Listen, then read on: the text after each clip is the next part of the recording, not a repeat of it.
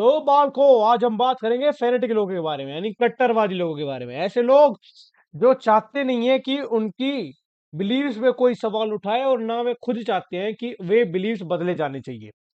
ऐसे लोगों को आप डिफाइन कर सकते हैं ऐसे लोगों के द्वारा, जैसे कि उनके पास होता है रिजिड माइंडसेट। वे अपना माइंडसेट चेंज नहीं करना चाहते, वे चेंज ही नहीं होना चाहते, और वे चिपके हुए हैं अपने पुराने ऑर्थोडॉक्स रूढ़िवादी सोचों के साथ, बिलीव्स के साथ। और ना वे उन्हें क्वेश्चन करना चाहते हैं, ना वे चाहते हैं कि जो आने वाला समय में नई नई चीजें आ रही हैं, ना वे उन्हें स्वीकार करना चाहते हैं, ना वे उनके बारे में जानना चाहते हैं, ना पढ़ना चाहते हैं। तो ऐसे लोगों को हम कट्टरवादी कहते हैं, फेनेटिक कहते हैं, जो कि एक एक्सट्रीमिस्ट वर्जन होता है किसी भी चीज का, उसे हम ये वर्ड कहते हैं फेनेटिक। फेनेटिक इंग्लिश का वर्ड है, याद आ जाएगा, बहुत बढ़िया, याद कर लो, कमाल की चीज है। तो इसकी वजह से दो चीजें पनपती है भाई। पहली है अनपढ़ता, इलिटरेसी बोलते हैं जिसे। इलिटरेसी होने की वजह से जब आप अनपढ़ होते हो तो आपको चीजों के बारे में पता नहीं होता, और आप चीजें अनदेखा करते हो, तो इससे आती है इग्नोरेंसी। और जब ये दोनों चीजें एक साथ आती है, तो जो ग्रोथ होती है वो रुक जाती है। जैसे पानी बह रहा हो, मान लो समुद्र बह रहा है, समुद्र नहीं, नदी बह रही है मान लो, लेकिन वह रुक जा, तो क्या हुआ है भाई? नाला बन जा, सड़ जा। तो ऐसी एक सोसाइटी पनपती है जिसके अंदर ग्रोथ नहीं है, जो स्टेगनेंट है, यानी सड़ रही है। स्टेगनेंट का मतलब है सड़ना, स्टक्ड है भाई, कोई ग्रोथ नहीं है। एक ऐसी अंडर डेवलप्ड सोसाइटी बनाता है जिसके अंदर एक लूप होल चल रहा होता है। ये बन गई भाई सोसाइटी।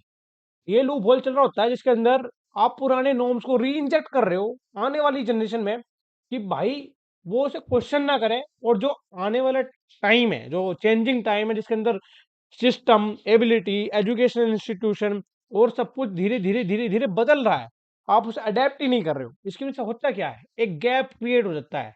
एक गैप क्रिएट हो जाता है मॉडर्न सिस्टम्स और आपकी एबिलिटी में। किस चीज की एबिलिटी में? ग्रो करने की एबिलिटी में, थ्राइव करने की एबिलिटी में। क्योंकि बहुत पहले एक इंसान था, मैं नाम भूल गया उस इंसान का, लेकिन उस इंसान ने कह दी थी कि growth demands adaptability, simple as evolution demands change. अगर आपको ग्रोथ चाहिए तो चेंज जरूरी है, और चेंज के बिना तो ग्रोथ आएगी नहीं। अब इसकी वजह से होता क्या है, दो तरह के लोग पनपते हैं सोसाइटी में। एक तो होता है ऐसा सेक्शन सोसाइटी का जिसे बहुत आसानी से मैनिपुलेट करा जा सकता है, जो can be fooled and tossed around as puppets, and people who don't question, जो क्वेश्चन नहीं करते, बस हुक्म मानते हैं, हुक्म का फरमान होता है। और इसकी वजह से होता क्या है, एक अच्छे बैंकिंग सिस्टम का, एक अच्छे इंफ्रास्ट्रक्चर का, एक हेल्थ केयर एजुकेशनल इंस्टीट्यूशंस का एक वॉइड क्रिएट हो सकता है, क्योंकि ग्रोथ तो हो ही नहीं रही है, नई चीजें अडाप्ट आप कर ही नहीं रहे हो। आप अपने पुरानी उन्हीं रीति रिवाजों में घुसे पड़े हो, तो मॉडर्न टेक्नोलॉजी आपके पास पहुंच ही नहीं पा रही है, मॉडर्न सिस्टम आपके पास पहुंच ही नहीं पा रहे हैं। तो इस होता क्या है, इवेंचुअली आप बेसिक लाइवलीहुड रिसोर्सेज होते हैं, बेसिक लाइवलीहुड रिसोर्सेज, सॉरी भाई, उनकी कमी आ जाती है, स्केर्सिटी आ जाती है उनकी। इनकी वजह से एक लूप स्टार्ट होता है। ये दोनों जो कंडीशंस है, ये दोनों कंडीशंस बेस्ट है। एक एक तो देखो गैप है, कि भाई साहब पहले से ही अच्छा इंफ्रा का गैप है, हेल्थ केयर नहीं है, बेसिक लाइवलीहुड रिसोर्सेज नहीं है लोगों के पास। और एक ऐसी जमात है, एक ऐसा भीड़ है जिसे आसानी से मैनिपुलेट और फूल कराया, बेवकूफ बनाया जा सकता है, पेपर्स की तरह यूज कराया जा सकता है। ये दोनों बेस्ट कंडीशंस हैं एक ऐसे लूप को बढ़ावा देने के लिए, चलाने के लिए, जो ग्रीड और करप्शन से स्टार्ट होता है। सबसे बड़ा इंसान जो होते हैं, जो इस चीज को समझ जाते हैं कि भाई हम इन बेवकूफों को इस्तेमाल कैसे कर सकते हैं अपने फायदे के लिए, वे भागते हैं इन्वेस्टर्स की तरफ। अभी इन्वेस्टर्स कुछ भी हो सकते हैं। फॉर एग्जाम्पल, कोई चाहता है कि मेरी सोसाइटी बढ़िया हो जाए, मेरे धुरे पैसा है, लेकिन मेरे धुरे पैसा है, मैं किसी को पैसा दे दूं और वो सोसाइटी के लिए काम कर दे, मकाने बना दे, कुएं खोद दे, और क्या नाम है, बढ़िया अस्पताल वगैरह बना दे। कुछ ऐसे लोग होते हैं, कुछ बड़ी बड़ी गवर्नमेंट्स होती है, कुछ फॉरेन इन्वेस्टर्स होते हैं, बड़े बड़े बैंक्स होते हैं। अब ये ऐसे देश को, ऐसे सोसाइटी को लोन्स देते हैं जो अंडर डेवलप्ड नेशन है, अंडर आपके अंडर ग्रोथ नेशन है। अब इनकी दो इंटेंशन हो सकती है। एक बहुत कम लोगों की इंटेंशन होती है गुड इंटेंशन, और बहुत ज्यादा लोगों की इंटेंशन होती है मलिशियस इंटेंशन। मलिशियस मतलब गंदा, गंदा भाई, गंदे इंटेंशन होते हैं। पहले गुड इंटेंशन देख लेते हैं, बुरी की बात बाद में कर लेंगे। गुड इंटेंशन होते हैं भाई, जनरली आप चाहते हो कि डेवलपमेंट हो जाए वहां के लोगों का, पर ये सच में बहुत कम होता है। मैं नहीं मानता कि अच्छाई दूसरों के लोग इतनी चाहते होंगे, तो इसलिए मैंने इसे छोटा रखा था। फिर आते हैं मलीशियस इंटेंशन। मलीशियस मतलब कि भाई साहब बुरे, बुरे चाहने वाला लोग बाग, जिसके पीछे कोई अपना फायदा छुपाओ, तब कोई आपको पैसा दे रहा हो। तो वो क्या चाहता है कि भाई उस जगह के, उस देश के नेशनल रिसोर्सेज को कंट्रोल कर ले, उसके जो खदान है, नेचुरल मिनरल रिसोर्सेज है, उनके ऊपर हथियार है, उन पे कब्जा कर ले, आपके उनके एसेट्स पे कब्जा कर ले, वहां पे इलीगल ट्रेड्स चलाए, ह्यूमन कैपिटल को यूज करे, वहां की करप्शन को बढ़ावा दे। ये सब चीजें होती है मैलिशियस इंटेंशंस। ये गवर्नमेंट भी चाह सकती है, गवर्नमेंट में बैठी जो अथॉरिटीज होती हैं, जो करप्टेड अथॉरिटीज होती हैं, वे भी चाह सकती है, बैंक्स हो सकते हैं, जिनको बस ये दिख रहा हो कि वहां पे अच्छी जमीन है और वो जमीन के वहां के लोग नहीं बेचना चाह रहे, लेकिन हम वहां के लोगों को लोन दे देंगे ये बोल के कि आप इंफ्रास्ट्रक्चर डेवलप करो, और वे कर नहीं पाए तो हम उस जमीन पे कब्जा कर लेंगे, नेशनल रिसोर्सेज पे कब्जा कर लेंगे। जैसे बड़ी बड़ी गवर्नमेंट होती है ना, जैसे कि अमेरिका, पता होगा आपको, नहीं पता तो कोई बात नहीं, पता कर लेना। तो इनसे होता क्या है भाई साहब, अब एक लूप स्टार्ट हो जाता है जिसे हम बोलते हैं टर्माइट लूप। टर्माइट का मतलब क्या होता है? टर्माइट का मतलब होता है दीमक। भाई सबसे पहले आप फंड के लिए पूछते हो, डोनेशंस के लिए पूछते हो, लोन्स के लिए पूछते हो, आप ये बोलते हो कि हम इंफ्रा डेवलप करेंगे, हम हाई रिटर्न देंगे, हम एक डेवलप स्टेट बना देंगे अपनी सोसाइटी को, अपनी कंट्री को।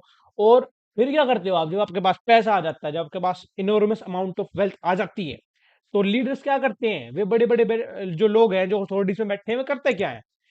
वे तीन खर्चते हैं और 100 गिनते हैं। कहते हैं कि हमने तो 100 खर्च दिए भाई।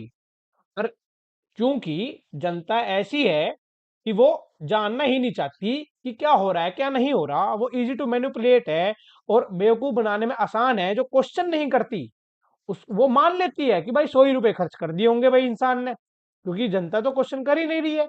तो वो तीन खर्च करेगा, दिखाओगा 100, फिर उसके बाद क्या करेगा भाई? वो यूथ को मैनिपुलेट करेगा, ताकि अगर कोई सवाल गलती से पूछ भी ले गलती से, तो दूसरी पार्टी को, दूसरे रिलीजन को ऐसे काउंटर फैक्ट देने लगेगा कि भाई नहीं, बहाने मारने लगेगा, यार फलाने ने ऐसा कर दिया, यार इसकी वजह से हम नहीं कर पाए, यार फलाने ने यूं कर दिया, यार इसकी वजह से नहीं, हम नहीं कर पाए। और इन सब चीजों से होता क्या है? आप आने वाली जनरेशन को अपने थंब के नीचे है, यानी है ना, power of rule, power of thumb, ऐसे गुंठे के नीचे दबा के रखने लगते हो, क्योंकि आपने एक पूरी आने वाली जनरेशन को मैनिपुलेट कर दिया, बढ़िया डाले। और जो आपके तलवे चाटने वाले लोग हैं, जिन्हें बूट लिकर्स बोलते हैं, बहुत अच्छा वर्ड है, याद रखना, बूट लिकर्स। बूट लिकर्स यानी तलवे चाटने वालों को आप पैसा दोगे, उन्हें एनकरेज करोगे, तो दूसरे को दिखेगा भाई एग्जाम्पल, भाई ये तो बढ़िया यार, भाई ये तो बढ़िया यार, ये नेताजी के आगे पीछे घूमे यार, नेताजी के लिए काम करे, बढ़िया यार, नेताजी को नमन है, और नेताजी के इनको भी नमन है, चाटने वालों को। अब भाई इनके द्वारा तो पैसा भी आ रहा है यार, हम भी करेंगे यार, पैसे तो मिल जाएंगे कम से कम, जीने खाने का तो जुगाड़ हो जाएगा। तो और इसके साथ साथ आप ऐसे लोगों को पनिश करो, यानी सजा दो, जो पूछने की हिम्मत करे, एग्जाम्पल सेट करो, अपनी पावर प्रेजेंस दिखाओ लोगों के बीच में। अब इसके चलते जब आपका इंफ्रास्ट्रक्चर पहले से बेकार था और आपने बस खर्च 3 करा, लोगों को दिखाया 100, लोगों में जो वैमनस्यता है, भावना है, दुर्भावना है, वो पनपा दी, और लोगों में डाल दिया, नफरत का बीज डाल दिया। अब इससे होगा क्या? सब कुछ बिखर जाएगा और फालतू तरीके से। Everything will collapse because you compromise quality, resilience, integrity to fill your own treasures, and poor infra और फैसिलिटीज और नो एम्प्लॉयमेंट की वजह से एक कमाल की चीज पैदा होती है, वो है गुस्साए लोगों की भीड़। ये है आपके यूथ, ऐसा यूथ जो कि बहुत ही आसानी से मैनिपुलेट करा जा सकता है, जिसके अंदर बहुत ज्यादा हाई एनर्जी है, और ये बहुत कमाल के लोग हैं, लेकिन इन्हें पता नहीं है कि इनमें कितनी एनर्जी होती है। But energy without direction is just a विस्फोट। समझे? ये मेरा कोट है। तो अब इसका इस्तेमाल करता कौन है? इसका इस्तेमाल करता है आपका वो लाला जिसने आपको पैसे दिए थे, क्योंकि ये सबसे ज्यादा उसी के काम आएगी। अब वो करता है भाई एक्सप्लोटेशन। एक्सप्लोटेशन मतलब दुरुपयोग, शोषण। ये करता है शोषण ऐसी भीड़ का, ऐसे युवा का, एक एक डेस्परेट वर्कफोर्स का, जो सरवाइव करने के लिए, क्योंकि भाई सर्वाइवेबिलिटी बहुत ज्यादा जरूरी है, उसे जीने खाने के लाले हुए पड़े हैं, उस पे खाने को कुछ नहीं, उस पे पहनने को लत्ते नहीं, घर के छत पे मकान नहीं। अब भाई साहब इन सब चीजों के लिए वो नेता तो उसको कुछ कर नहीं रहा, तो उसे खुद कुछ करना पड़ेगा। और इसके लिए वो डेस्परेट होता है, बहुत ज्यादा डेस्परेट होता है। डेस्परेट का मतलब होता है अति उतावला। और इसके चलते वो कुछ भी करने को तैयार है, कुछ भी जिसमें पैसा मिलता हो, जिसमें 2 रोटी मिल जाएगा खाने की, जिसमें नू हो जा कि भाई अब हमारे घर में चून आ जाएगा, हम रोटी पोलेंगे। तो ऐसे लोगों के बीच में, जो कि बहुत ज्यादा डेस्परेट है कुछ भी कर लेने को, काफी सारे ऐसे इलीगल ऑप्शंस पनप जाते हैं। उनमें से 3 बड़े रीजन है आपके: वॉर, ड्रग ट्रेड और ह्यूमन ट्रैफिकिंग। ये मैंने चूज क्यों करे, इसके पीछे भी एक रीजन है, मैं तुम्हें बताऊंगा। वो रीजन क्या है तुम समझोगे और समझ जाओगे तो बढ़िया बात है, नहीं समझे तो कोई बात नहीं भाई। तो सबसे पहली बात तो आ जाती है वॉर। यानी कि जो बड़े बड़े आपके कॉरपोरेशंस होते हैं वो उस जगह को उपद्रवी बनाए रखने के लिए, डिस्टर्ब रखने के लिए वहां पे फंड करते हैं दोनों पोजीशन पार्टीज को।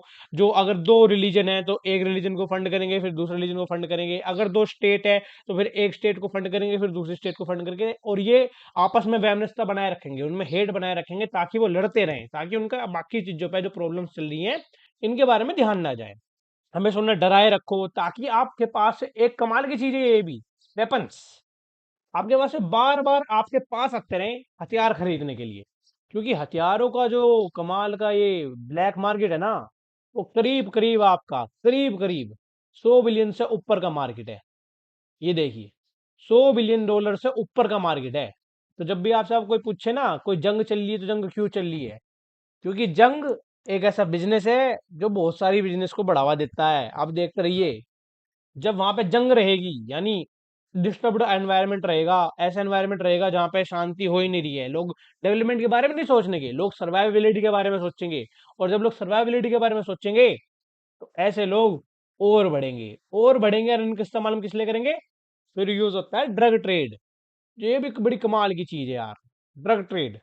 अगर मान लो आपके ड्रग करने को कुछ है नहीं, आपको रोटी भी नहीं मिल रही, और मैं आपको ये 5,000 रुपये दे दूं कि भाई यो बैग है, किसी डाला है, यो बैग छुपा के, चाहे ऐसे छोटे छोटे पैकेट में बांट के पैक करा के, और भाई अपने कोट में छिपा के, तो लोकल आदमी है, इस फलानी जगह पे पहुंचा दे, और इसके बदले मैं तुझे 5,000 रुपये दूंगा सीधा अभी। भाई तुम्हारे घर दो रहे तो रोटी भी नहीं आ रही, और कोई तुम्हें 5,000 रुपये दे रहा, तुम क्यों नहीं करोगे? तुम भाग क्या करोगे वो काम? तो ऐसी जगह भाई साहब जहां पे कॉन्फ्लिक्ट चल रहा हो, जहां की गवर्नमेंट वीक हो, जहां की पॉलिटिकल इंस्टेबिलिटी बहुत ज्यादा हो, आप ऐसा क्रिमिनल नेटवर्क आसानी से बना सकते हैं, उन्हें फंड कर सकते हैं और एक्सप्लॉइट कर सकते हैं ऐसे बॉर्डर्स को, कॉन्फ्लिक्ट जोन्स को, क्योंकि ये आइडल कंडीशन होती है इलीगल कल्टीवेशन और प्रोडक्शन ऑफ उसके लिए। इस चीज को हम किस एग्जांपल से देख सकते हैं? हम इसको इस एग्जांपल से देखते हैं। ये है आपका गोल्डन क्रेसेंट। ये गोल्डन क्रेसेंट यहाँ पे सबसे ज्यादा ड्रग रूट्स है आपके, फिर दूसरे ड्रग रूट्स है आपके, ड्रग रूट्स जहाँ पे ड्रग्स वगैरह सप्लाई होती है। गोल्डन ट्रायंगल ये कवर करता है आपका हमारा बर्मा के साइड का जितना भी एरिया है, वेस्ट बंगाल का एरिया है, वियतनाम का, लाओस का, थाईलैंड का, ये गोल्डन ट्रायंगल है। यहाँ पे ड्रग्स बनती हैं, बिकती हैं और एक्सपोर्ट करी जाती हैं। फिर आपका ये पाकिस्तान, आपका इधर राजस्थान से मिलता हुआ इलाका, गुजरात, और ये Saudi Arabia and eastern countries and Iran, Afghanistan and हमारे इधर वो भी है, कश्मीर भी इसमें काउंट होता है, गोल्डन क्रिसेंट है। यहाँ पे भी सबसे ज्यादा ड्रग बिकती है, बनती है और एक्सपोर्ट होती है। और ये आपको पता होगा ये दोनों इलाके ऐसे हैं जहाँ पे सबसे ज्यादा उपद्रव चलता ही रहता है। ये भी 14.5 आपस में लड़ते मरते रहे, और ये तो खैर है ही लवली लवली जोन। तो फिर इसके बाद क्या आता है? इसके बाद आता है तीसरा ऑप्शन, ह्यूमन ट्रैफिकिंग। भाई लड़कियों को, छोटी छोटी बच्चों को उठा उठा के बेचने का काम। ये सबसे ज्यादा कब हो सकता है? जब अथॉरिटीज पहले से ही करप्ट हो, जब सिस्टम टूटा हुआ हो, जब लो एंड इंफ्रास्ट्रक्चर कुछ काम का ही ना हो, किसी दीन का ही ना हो, और लोगों को ध्यान ही ना हो, लोगों के पास खाने का भी जुगाड़ नहीं है, लोग बाग कहाँ देखेंगे कौन गायब हो गया कौन नहीं गायब हो गया। ऐसे वॉर टोन्स में, ऐसे कंट्रीज में जहाँ पे डिसफंक्शनल गवर्नमेंट है, इंस्टीट्यूशन टूटे हुए हैं, वीक लॉ इन्फोर्समेंट है, और क्लाइमेट बहुत ही ज्यादा इम्प्यूनिटी है, मतलब बहुत ही ज्यादा डर से भरा हुआ है, और ऐसे माहौल में क्रिमिनल नेटवर्क सबसे बढ़िया चलते हैं, सबसे गजब के चलते हैं। ऐसे बच्चों को उठा के सेक्सुअल एक्सप्लॉयटेशन में लगाया जाता है, प्रोस्टिट्यूशन में लगा दिया जाता है, बेच दिया जाता है। जो स्वेट फैक्ट्रीज होती है जहाँ पे गधा मजदूरों की ढाल बच्चों से काम करवाया जाता है, वहां बेच दिया जाता है। कुल मिला के बात यह है, जो आपके 3 बड़े रीजन है, war, drug trade and human trafficking, ये सबसे बड़े कंपोनेंट हैं आपके ब्लैक मार्केट के, सबसे बड़े। अकेले ड्रग ट्रैफिकिंग से, यानी ड्रग्स के मार्केट में $650 बिलियन का एनुअली व्यापार होता है, यानी सालाना व्यापार $650 बिलियन का। ह्यूमन ट्रैफिकिंग से $150 बिलियन का। इलीगल आर्म ट्रेड से, यानी हथियारों की सप्लाई से $2 बिलियन का ट्रेड होता है। और ये आपके मेजर वे रूट्स हैं जहां से आपके ह्यूमन ट्रैफिकिंग वगैरह होती है। ह्यूमन ट्रैफिकिंग होती है बांग्लादेश से, पाकिस्तान से, नेपाल से, भूटान से, थाईलैंड से, वियतनाम से, मलेशिया से, फिलीपींस है। आप देख रहे होंगे ज्यादातर ये ऐसे देश हैं जो इनमें जो डेवलप्ड कंट्रीज है वहां पे इन्हें बेचा जाता है। और जो अंडर डेवलप्ड कंट्रीज है जितने भी, इंडिया है, पाकिस्तान है, नेपाल है, बांग्लादेश है, बर्मा है, लाओस है, थाईलैंड है, वियतनाम है, मलेशिया है, यहाँ से ऐसे लोगों को उठाया जाता है। एक्चुअली में जो टर्माइट लूप होता है ना, ये इसकी एक अवधि है, इसकी एक समय सीमा है। जब तक ये नेशन को पूरा ना खा जाए, जब तक ये सोसाइटी को पूरा खोखला ना कर दे, टोटल होलो ना कर दे, उसके सारे रिसोर्सेज ना खा जाए, जब तक वो देश एक, जिसने भी ये पैसे दिए हैं आपके इन्वेस्टर्स हैं, उनके लोन के नीचे ना दब जाए, तब तक ये चलता रहता है। और जब ये सब चीजें हो जाती हैं फिर वो देश का नाश हो जा। अब ये एक एग्जाम्पल है हमारे सामने बहुत बड़ा बड़ा, अगर आप ना पता हो तो आपका, Pakistan is in great example of such country. और ऐसी बहुत सारी कंट्रीज के एग्जाम्पल आपको ऑल ओवर द वर्ल्ड मिल जाएंगे अगर आप थोड़ा ढूंढना चाहोगे, देखना चाहोगे। और इन्हीं सभी चीजों को, ये जो कट्टरवाद से जनती चीजें आगे बढ़ती चली जाती हैं फेनेटिक वर्ड से, इस पूरी चीज को, इस पूरे जो ये सिस्टम है, इसको हम बोलते हैं टेररिज्म। टेररिज्म एक बिजनेस मॉडल है, एक बिजनेस मॉड्यूल है, जो सबसे ज्यादा रिटर्न प्रॉमिस करता है अपने इन्वेस्टर्स को, सबसे ज्यादा पैसा कमा कर देता है। तो जब भी आपको लगता है ना कि जब हमारे पास इतने बड़े बड़े बड़े रिसोर्सेज हैं, इतनी अच्छी मिसाइल्स हैं, इतनी अच्छी टेक्नोलॉजी है, तो हम अंत क्यों नहीं कर देते टेररिज्म का, हम अंत क्यों नहीं कर देते ह्यूमन ट्रैफिकिंग का, ड्रग ट्रेड का, वॉर्स का? क्योंकि ये पैसा कमा रही हैं। और पैसे से इंसान को बहुत ज्यादा लालच है। पैसा तो ऐसा है, बस कैसा है तुम्हें पता होगा। धन्यवाद। तो भाई ऐसे सिस्टम को समझने के लिए, जानने के लिए और इनके बारे में चर्चा करने के लिए चर्चाएं में आना पड़ेगा। आप मुझे सब्सक्राइब कर लीजिए और मुझे फॉलो कर लीजिए। इंस्टाग्राम पे भी मेरा अकाउंट है। यूट्यूब पे भी मैं वीडियो डाल दूंगा, क्योंकि लॉन्ग फॉर्मेट की वीडियो है, शॉर्ट टर्म मेमोरी लॉस वालों को ये पसंद नहीं आने की, तो इसलिए मैं यूट्यूब पे डाल रहा हूँ। और एक भाग इसका मैं इंस्टा पे भी डाल दूंगा, ताकि लोग समझ सकें भाई, आना है जिसको आ जाओ। ठीक है। जय राम जी।